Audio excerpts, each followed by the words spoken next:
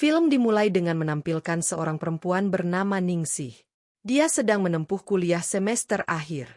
Untuk memenuhi biaya kuliah dan kebutuhan hidup, Ningsih bekerja sampingan sebagai tukang pijat multifungsi.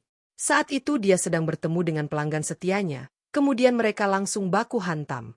Setelah selesai, Ningsih pun kembali berkeliling untuk mencari mangsa.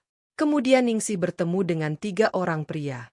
Mereka mengajak Ningsih untuk baku hantam 1 lawan 3. Tapi karena uang mereka belum cukup, akhirnya baku hantam gagal dilakukan.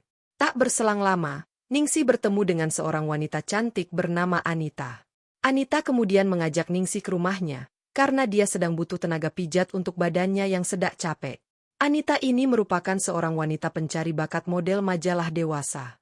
Saat itu, Anita menawari Ningsih untuk menjadi modelnya dengan bayaran yang lumayan besar. Ningsih pun menerima tawaran dari Anita tersebut. Keesokan harinya, Ningsih kembali ke rumah Anita. Lalu Anita membawanya ke ruang pemotretan. Di situ, Ningsih diperkenalkan dengan seorang pria bernama Rudy yang merupakan seorang fotografer. Kemudian Ningsih pun melakukan pemotretan. Esok paginya, Rudy menghubungi Ningsih untuk datang ke rumah Anita. Kebetulan saat itu Anita sedang pergi keluar kota. Rudy lalu menunjukkan hasil pemotretannya kepada Ningsih. Setelah itu mereka pun langsung baku hantam di rumah itu. Setelah Ningsih pulang, Rudy masuk ke kamar kerjanya untuk menyimpan sebuah video hasil rekaman. Ternyata saat dia baku hantam dengan Ningsih tadi, Rudy telah merekamnya dengan kamera tersembunyi. Anita yang baru saja pulang dari luar kota, berniat mengajak Rudy untuk baku hantam. Tapi saat itu, Rudy menolaknya. Anita yang curiga dengan sikap Rudy, dia pun pergi ke kamar kerja Rudy dan memeriksa komputernya. Secara tidak sengaja, Anita menemukan video hasil rekaman saat Rudy dan Ningsih sedang baku hantam. Esok paginya, Anita pergi menemui kakek Sugiono. Ternyata foto-foto Ningsih dia jual kepada kakek Sugiono. Di tempat lain, terlihat Rudy sedang memasang kamera tersembunyi di ruang tamu.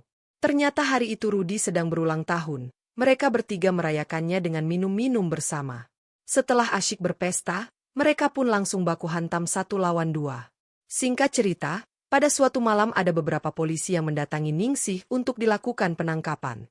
Ningsih dicurigai telah menjual dan menyebarluaskan video baku hantamnya dengan seorang pria. Ningsih pun kini sadar bahwa dia hanya dimanfaatkan oleh Rudy dan Anita yang telah menjual foto-foto dan video dirinya. Saat dimintai keterangan di kantor, seorang polisi bernama Andika mencoba merayu Ningsih. Andika mengatakan bahwa dirinya akan membebaskan Ningsih dari segala tuduhan asalkan Ningsih mau baku hantam dengannya. Kemudian mereka pun langsung baku hantam. Setelah selesai, Ningsih lalu pergi dan meninggalkan Andika yang masih tertidur. Ningsih mengirim pesan kepada Andika, dia akan menyebarkan video baku hantamnya dengan Andika jika Andika tidak mau menuruti perintahnya. Ternyata saat baku hantam dengan Andika, Ningsih merekamnya. Andika pun diperintahkan oleh Ningsih untuk menangkap Rudy dan Anita. Kemudian Ningsih menemui temannya yang bernama Sarmini. Dia memberikan Sarmini kamera pengintai dan menyuruhnya mendekati Anita dan Rudy agar bisa menjadi model mereka. Akhirnya, rencana Ningsih berjalan mulus. Sarmini berhasil mendekati Rudy dan Anita. Beberapa hari kemudian, Ningsih mendatangi Rudy. Ningsih menunjukkan video yang merupakan bukti tindak kejahatan Rudy. Setelah itu, Ningsih mendatangi Anita.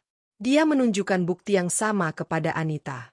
Rudy dan Anita yang ketakutan karena kejahatan yang mereka lakukan, berniat untuk kabur keluar kota. Tapi saat mereka memasuki mobil, ternyata Ningsih sudah berada di mobil tersebut. Ningsih yang saat itu membawa sebuah senjata, menyuruh mereka untuk pergi ke sebuah tempat. Setelah sampai di tempat itu, Ningsih menyuruh mereka untuk memborgol tangan mereka sendiri. Kemudian Ningsih pergi dengan koper merahnya dan bersembunyi di semak-semak. Tak berselang lama, Andika datang dan akan menangkap Rudy dan Anita. Tapi saat Andika lengah, Rudy langsung memberikan perlawanan yang mengakibatkan senjata milik Andika terjatuh. Anita kemudian langsung mengambil senjata tersebut dan menembak mereka berdua yang sedang berkelahi.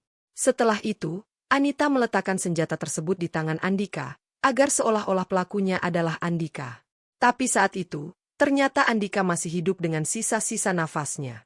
Lalu Andika pun menembak Anita, sehingga mereka bertiga pun akhirnya kehilangan nyawa mereka. Sesaat kemudian, Ningsih keluar dari persembunyiannya. Lalu Ningsih membersihkan senjata itu dan menaruhnya di tangan Rudy, agar seolah-olah pelakunya adalah Rudy. Kemudian Ningsih pun pergi dari tempat itu. Dan film pun selesai.